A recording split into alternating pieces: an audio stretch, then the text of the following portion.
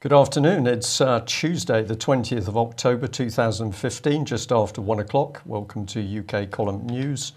I'm your host, Brian Gerrish. With me in the studio, Mike Robinson, and we're going to be joined by live video link with Guy Taylor.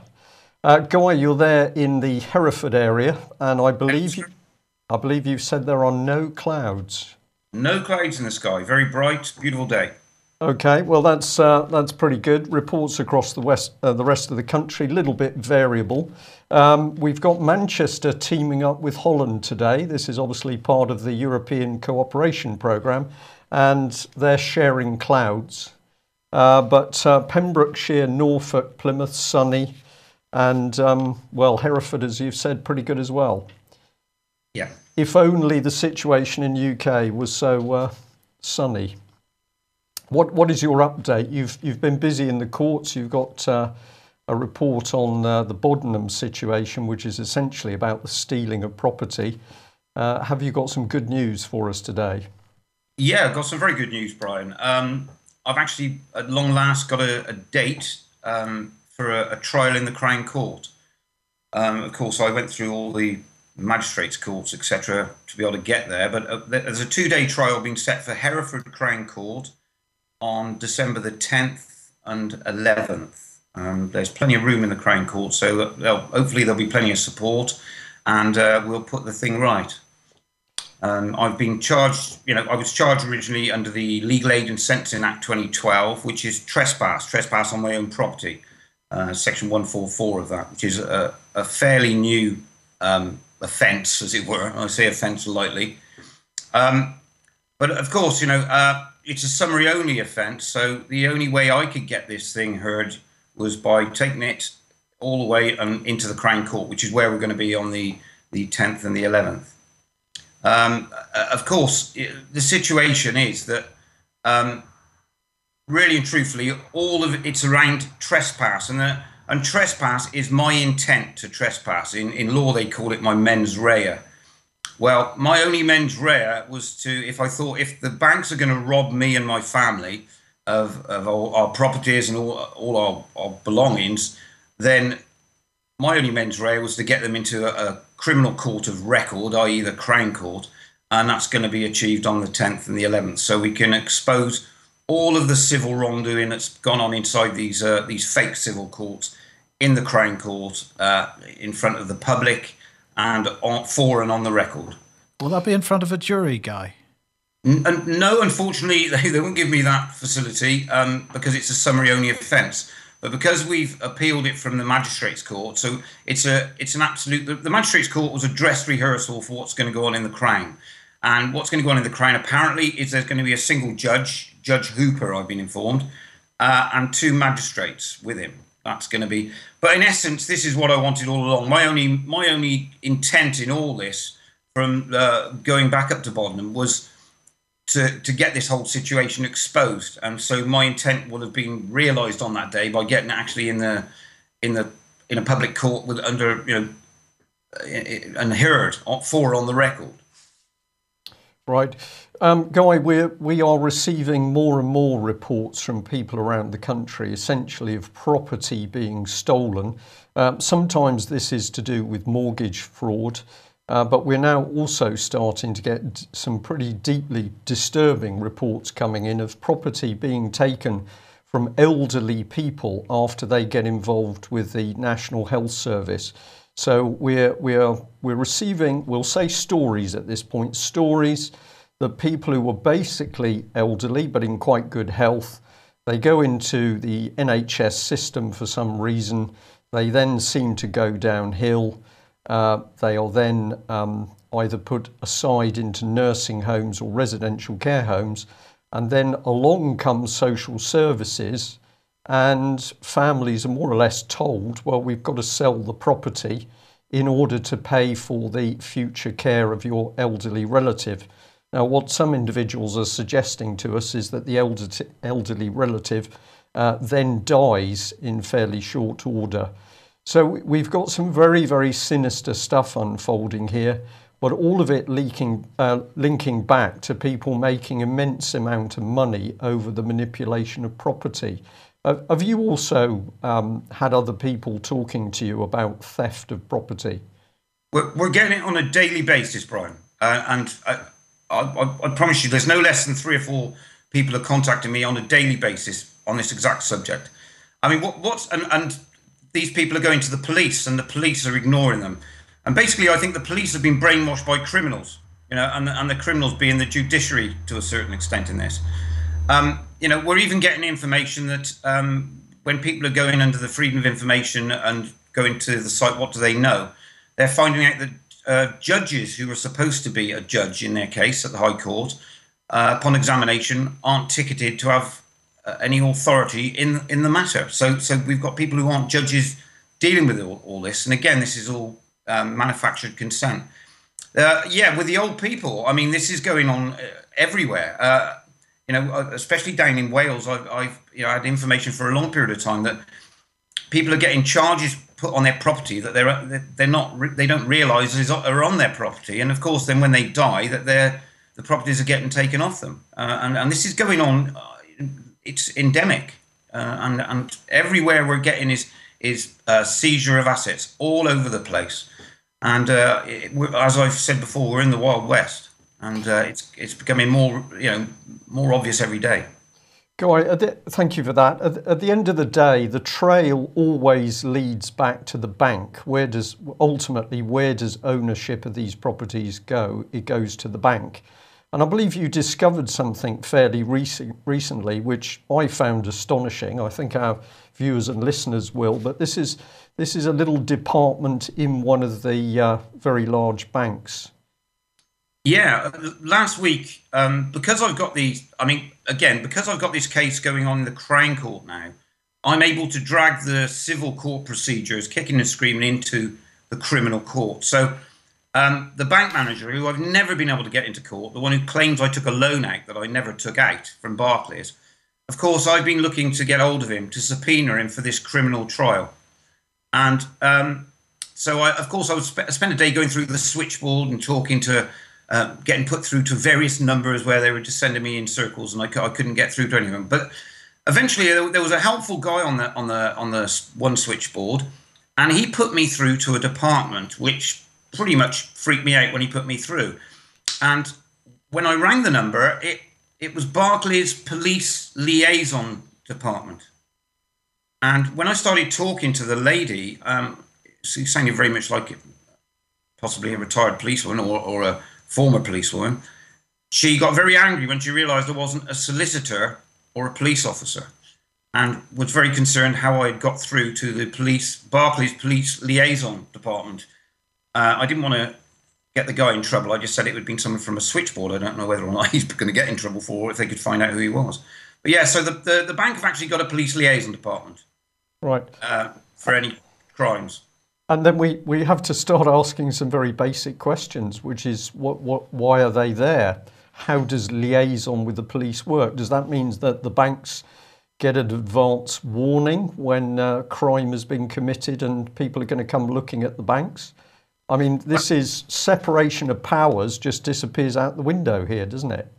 Well, it's just gone. And I mean, when they set up this company called Action Fraud, Action Fraud are actually City of London police group, which is, so anyone who reports a fraud in this country goes through the City of London Police, or a department of it, or a company called Action Fraud. So, I mean, the whole thing is becoming so obviously corrupt that I don't know where people are going to go. I really don't with all this. Well, I think probably quite a few people are going to go on the streets when they actually realise just how widespread the corruption is in the system. But it could only be that widespread if it was being condoned, if it was being coordinated, in fact, by the very people who should be there to protect us. So we're certainly looking at MPs. We're, of course, looking at judges. We must be looking at senior police officers. But it looks as if all of these agencies have been infiltrated. I'm not going to say they're all bad, because I don't believe that, but the criminal element is now firmly entrenched in government, in the judiciary, in the police, and of course within the banking system, a cartel operating. seems to me that's what we need to expose fully to the wider public to get the right result. I mean, if we see strategic partnership anywhere, then we should be asking questions. Because when we see strategic partnership, we're looking at conflict of interest straight away. And you'll see that the police are in strategic partnerships with the council. And, again, all work from many years ago to do with common purpose, we set the agenda that we can see now in motion. I mean, there are strategic partnerships in all these bodies, and then they're operating under MAPA, which is this multi-agency thing. So we're finding, Brian, that anyone who's challenging the system in any way, shape or form is becoming labelled with a free man on the land handle. Now, this might be someone who's just started to question whether their bill is right on something.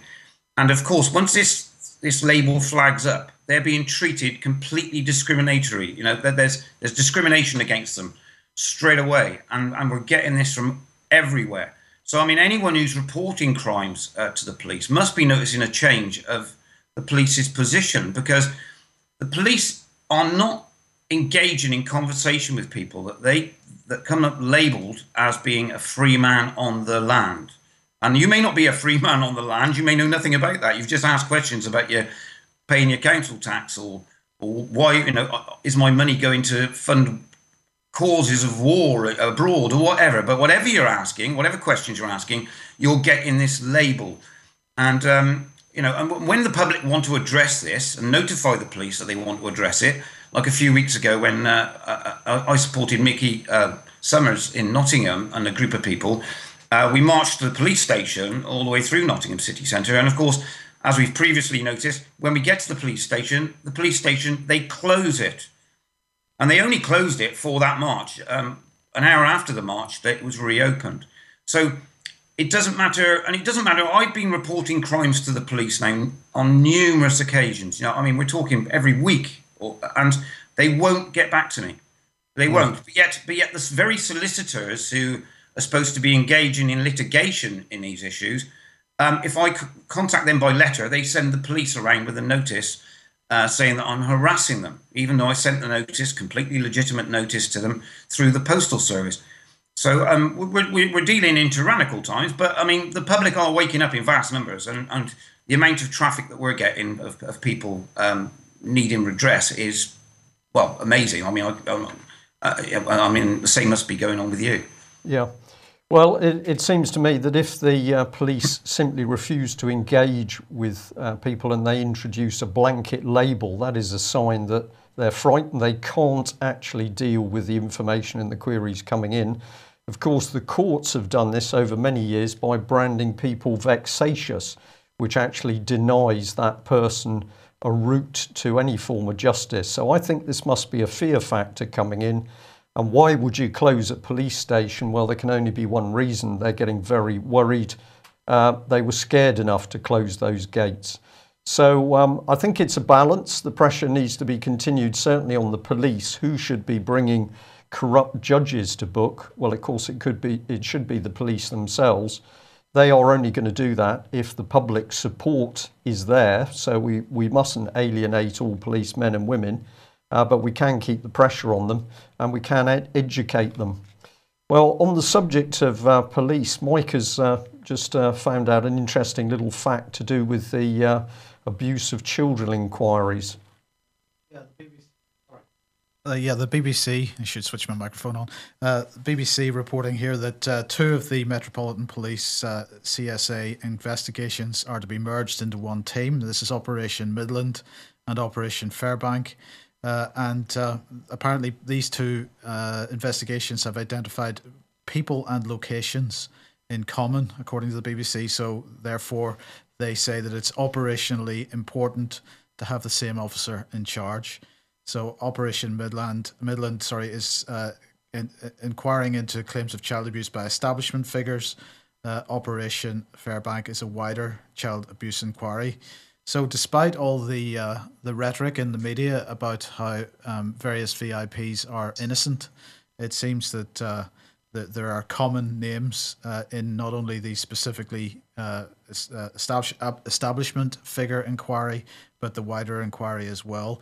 But the fact that these two inquiries, Brian, I'm just wondering what your view is on this, but the fact that these two inquiries are being sort of merged under one officer in charge surely must make it easier for a cover-up, if that is what's on the agenda here. Well, that's certainly my feeling, is that I believe that some pretty serious information has come to the fore to do with the Goddard inquiry. We've got other information coming through. We know that Met police officers are now prepared to step forward and say that they were involved in child abuse investigations going back over the years that were then closed down by senior politicians, obviously acting on pressure from politicians and VIP establishment figures. So as this information comes in, it gets more and more dangerous. You've got to be able to keep tabs on it. And of course, if you have several police units investigating, yes, they may trip on each other's toes, they may drift across boundaries. But of course, what it does give you is 3 opportunities to get the truth. You bring it under one unified command. And of course, as soon as the dangerous information has come in, it gets much easier to close it down.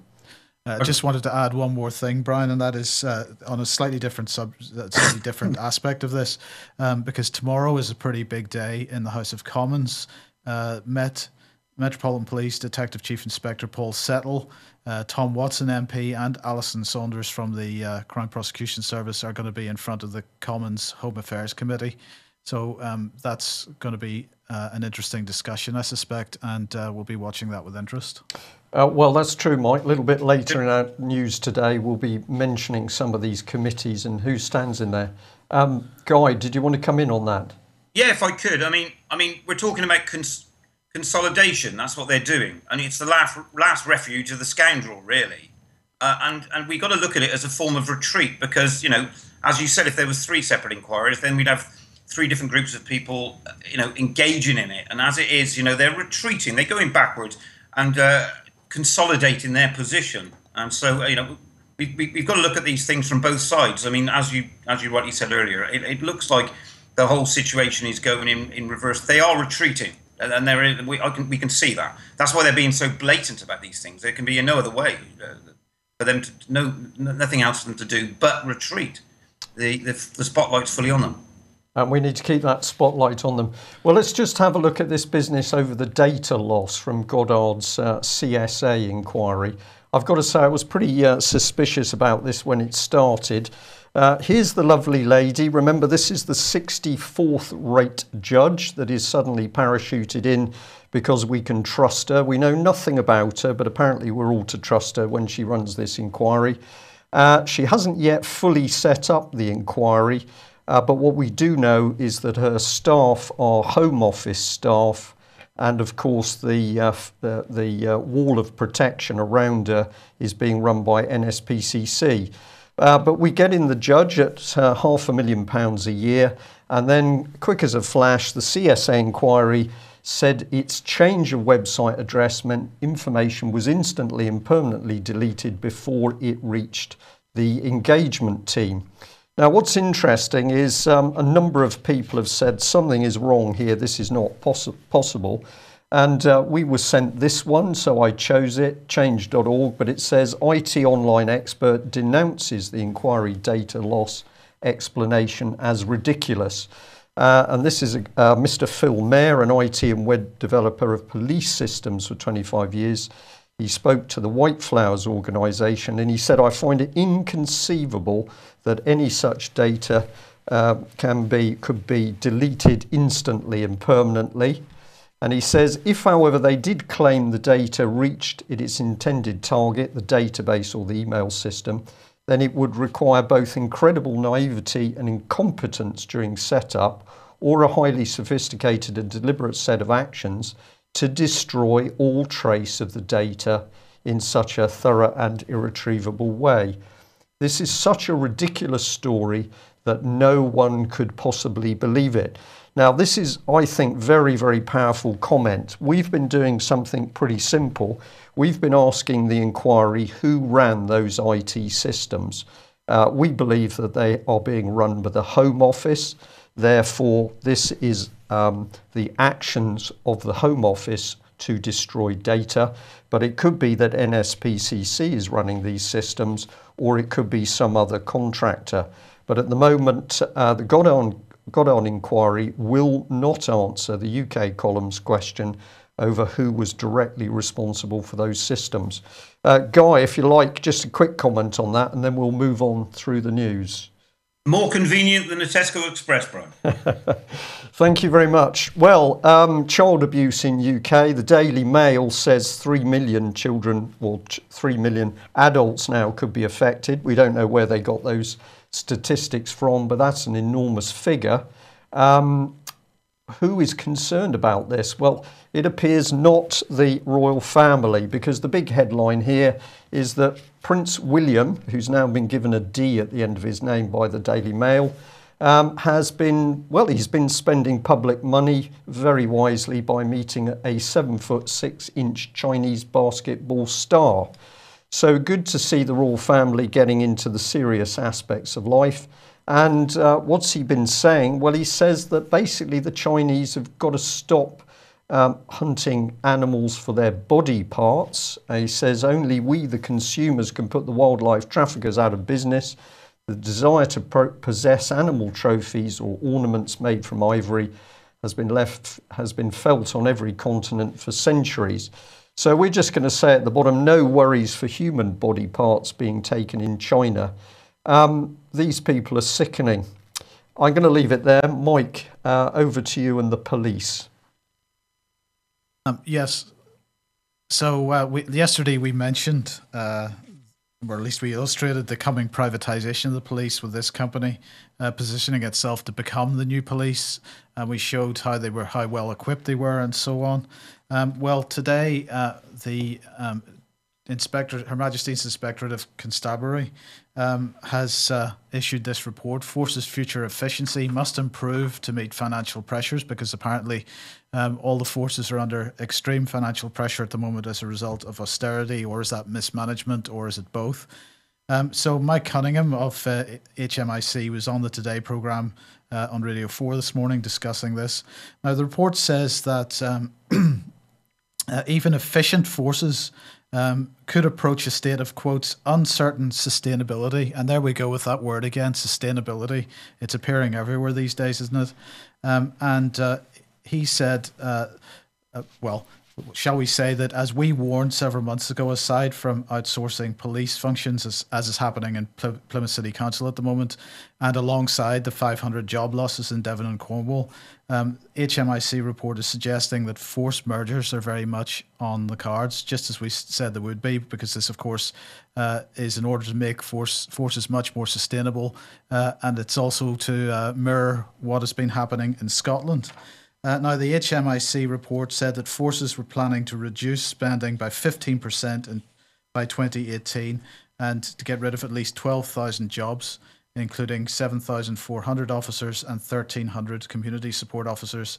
And Mr. Cunningham said policing in 5 years' time is likely to look very different to now, and so on. And he said maintaining visible neighbourhood policing rather than becoming mainly a reactive service is likely to be a challenge, and the public will need reassurance if policing becomes less visible. And he said police forces have been through change on an unprecedented scale since 2010, and the next 5 years will be more challenging for forces as they strive to make further reductions in budgets and workforce while dealing with increasingly complex crime. Police is entering uncharted waters. Now, of course, Theresa May had something to say about this as well. She said that police reform was working, in quotes, and she said, however, if we want policing in this country to be the best it can be, then police forces must better understand their demand, develop more and deeper collaboration. So there we go with the multi-agency approach again, and do more to prevent crime before it happens. So we're looking at future crime there.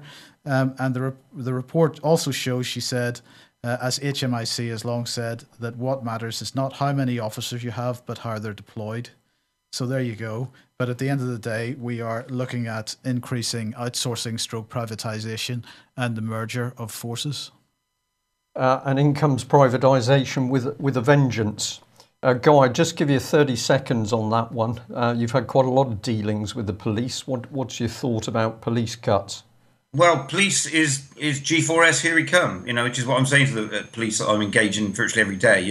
That's where we're going with that. And I mean, what Mike was saying, where it says about complex crime, trying to report a crime nowadays is complex. They tell us it's civil, and they're being transformed into this corporate entity. G4S is at the head of all this, and this is where we're seeing where they're all going to be going. And that's the future of policing at the moment.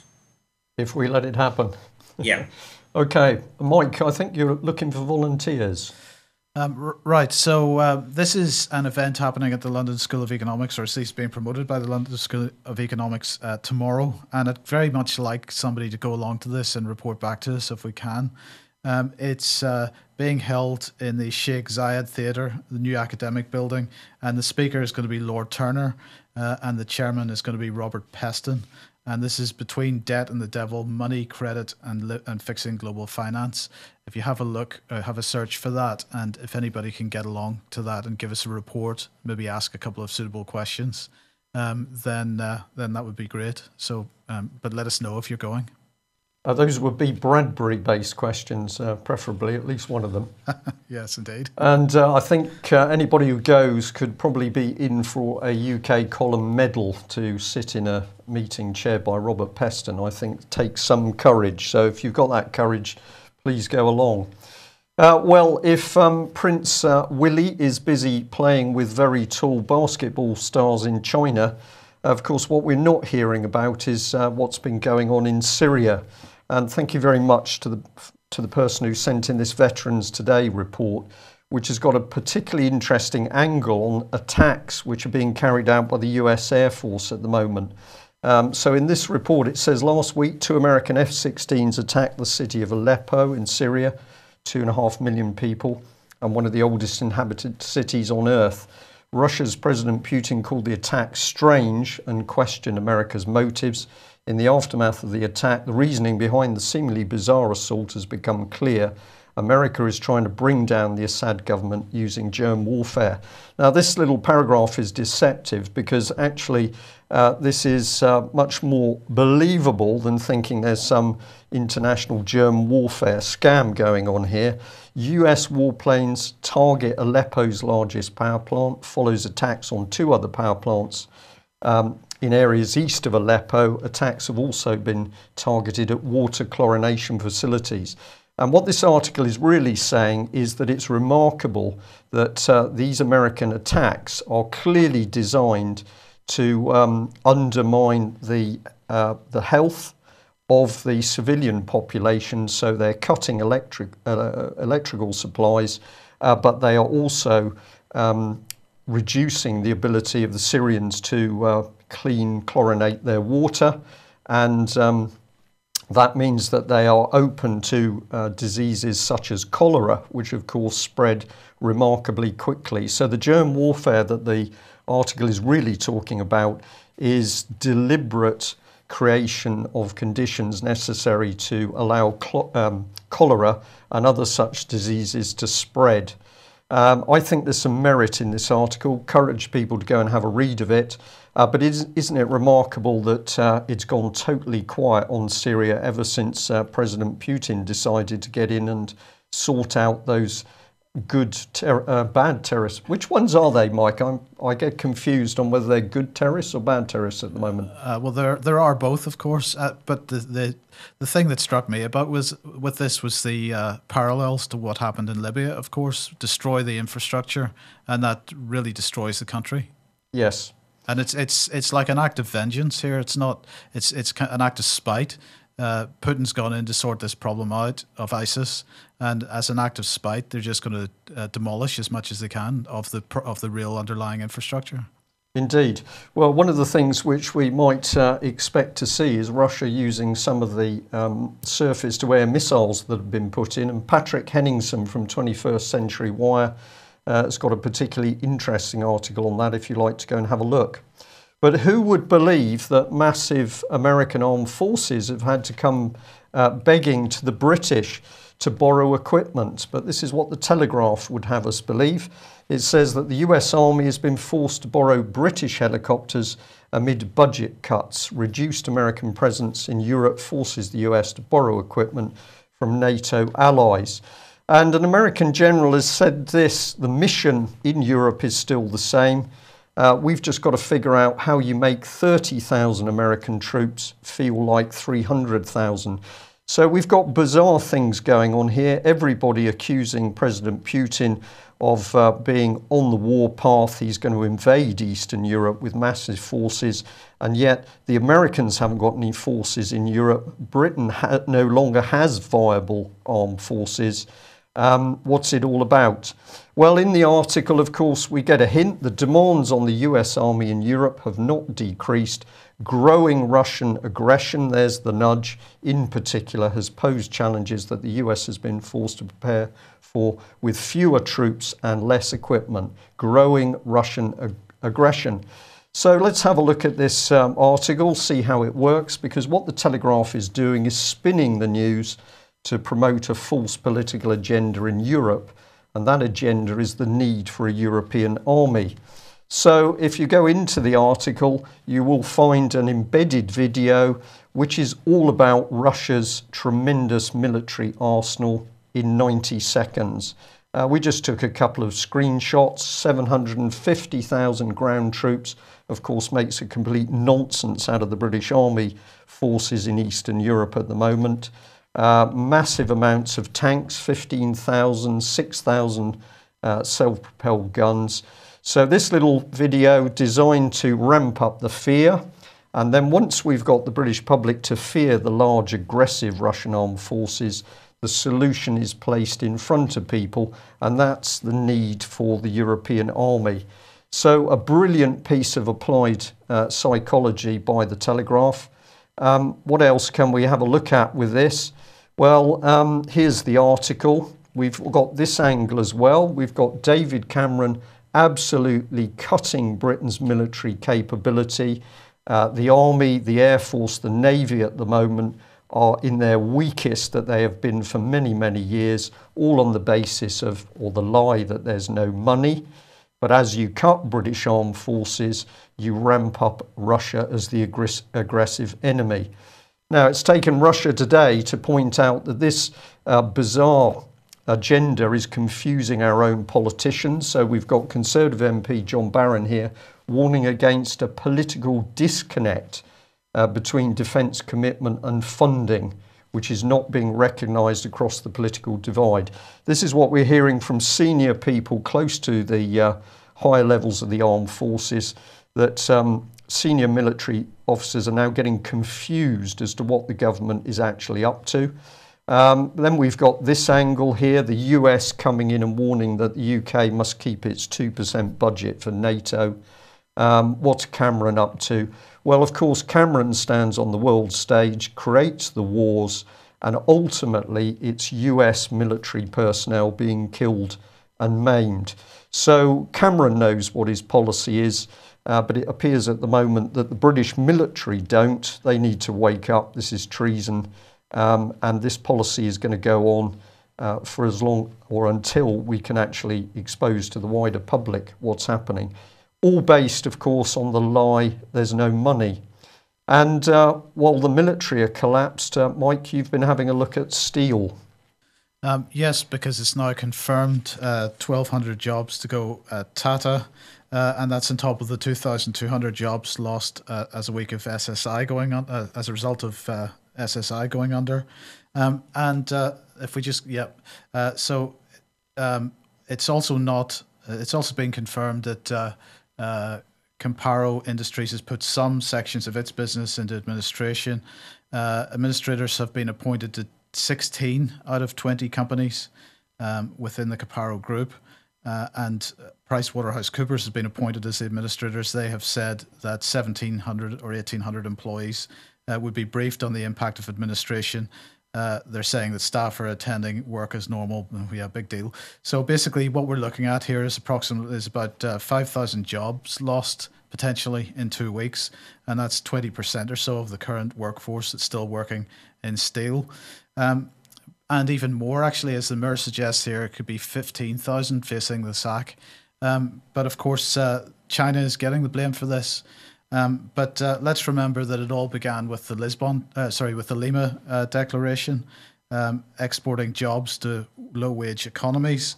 And the full title of the Lima Declaration was the Lima Declaration and Plan of Action on Industrial Development and Cooperation.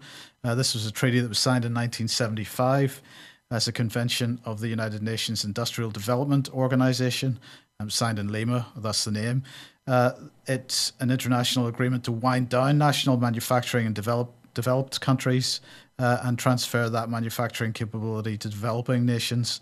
And of course, linked with this is the whole idea of interdependence.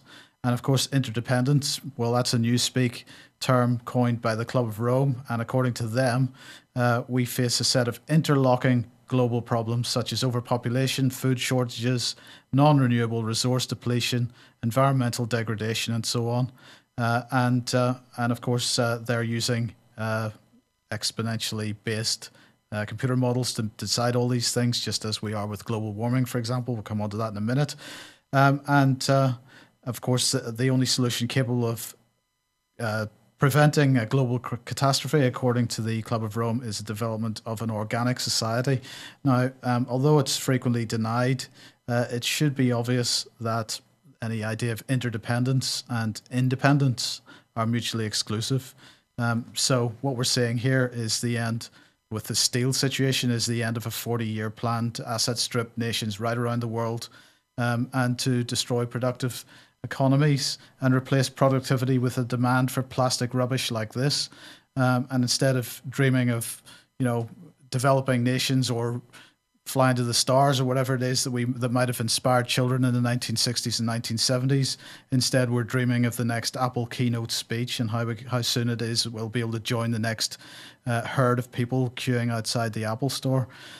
So it's not China's fault that this has happened, it's ours. We elected these politicians that have done this to us, and so that's perhaps where we should start looking. Well, what a wonderful cue, Mike. Let's have a look at some of the politicians, because the Mail has been reporting on Tory MP Geoffrey Cox has resigned from the Standards Committee. Let's have a look at him. Well, he looks pretty happy and well fed, as you'd expect, because he picked up an extra £325,000 in earnings as a barrister alongside his earnings as an MP. But oh dear, he failed to declare those, and he just happened to be on the Standards Committee. So he thought he'd better stand down from the committee. That's usually what you do when there's a pack of trouble coming. Or is it? Because here she is, Parliamentary Standards Commissioner Catherine Hudson has said she's looking into the case. So what do we expect to happen? Absolutely nothing. Sheer hypocrisy by these people. You stand on a committee for standards, but you don't have any yourself. Let's put that in another context. We're going to label it sheer hypocrisy and dual standards in Parliament. There's Mr. Cox. Remember what's going on with him. But let's remember this gentleman, Bernard Jenkin, MP, the chair of the Public Administration and Constitutional Affairs Committee, that has been absolutely hammering Kids Company. So this is what you get on the parliamentary website.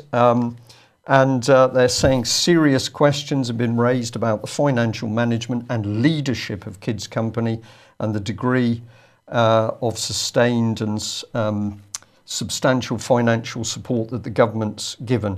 So this is a really grueling interrogation. They're not interested in the children or the abuse of the children. All they're interested in is the money, following Camilla's exposure of the RAINS SRA, Satanic Ritual Abuse list.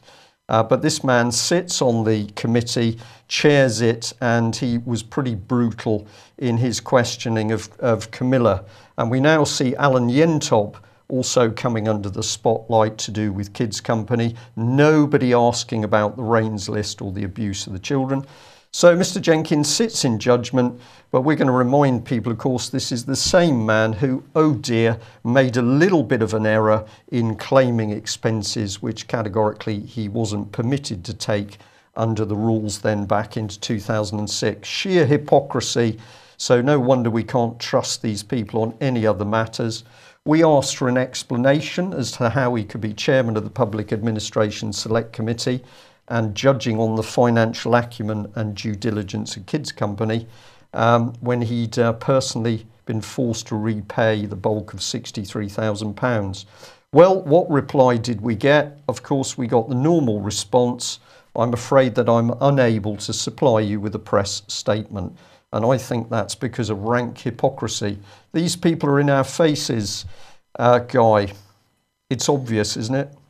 It's well obvious, Brian. And all these regulatory bodies, they're all gatekeepers. And that's all they are, really, is gatekeepers for the establishment. They wouldn't be there if they weren't. We're dealing on a regular basis with ombudsman. And funny enough, you said the SRA. Well, I thought you were talking about the Solicitors Regulatory Authority. But of course, you're talking about satanic ritual abuse, which probably amounts to the same thing, really. The hypocrisy runs rife, and the mainstream media aren't able to keep it under wraps anymore because everything they produce turns out to be hypocritical. And so, we just got to keep on plugging away at these people. Of course. And it's not only British politicians we've got to watch for a pack of lies, but of course, it's also American politicians. Because we mentioned this a few days ago as well. This is Al Gore training an army of organisers to spread climate gospel. Now, of course, we've got this big climate meeting, the successor to Rio, taking place in Paris beginning on the 30th of November. And the rhetoric is really ramping up for it, and the stuff in the news is really ramping up for it. Really, the modern rhetoric began with the encyclical from the Pope, and that from that point we have seen this build. So we highlighted Al Gore training his army of community organisers to spread the climate gospel. But if we move on to the next one, we now have the Foreign Policy magazine here pointing out that the White House now has 81 companies backing its climate change pledge. This is companies such as General Motors, Best Buy, Bank of America, Google, Walmart, Nike, IKEA, and so on. 81 companies. You won't find any hydrocarbons companies on there, of course, but nonetheless, so the propaganda and the momentum builds a little bit. And here in the UK, we have the Global Apollo Programme, and they're rather ironically, perhaps, using the word Apollo as a sort of reminder of Kennedy's campaign to try and get men on the moon. We can have that conversation some other time.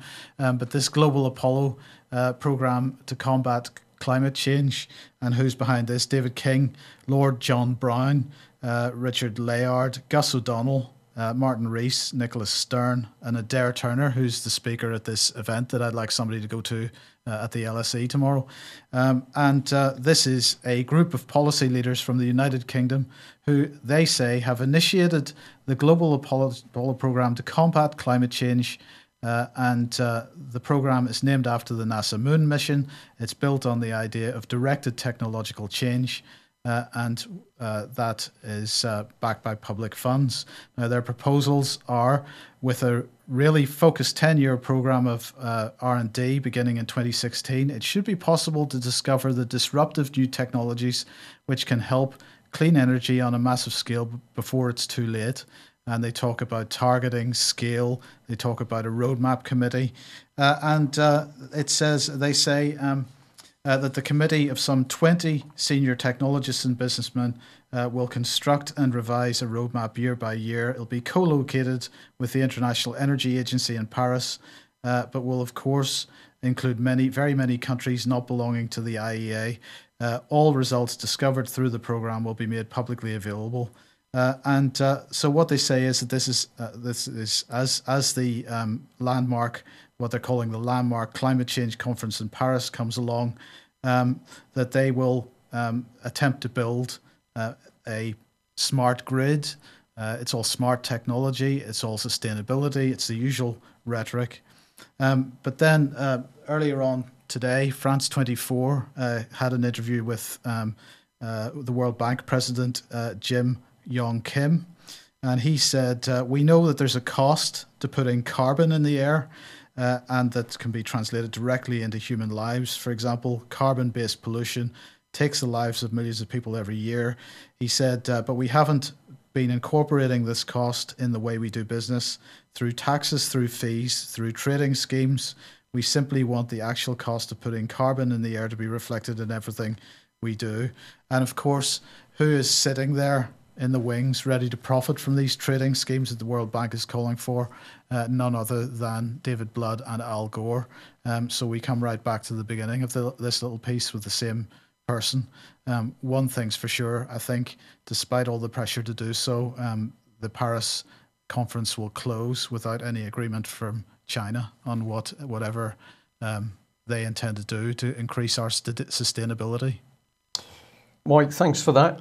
Guy, a very quick last-minute comment on the subject of climate change, if you'd like.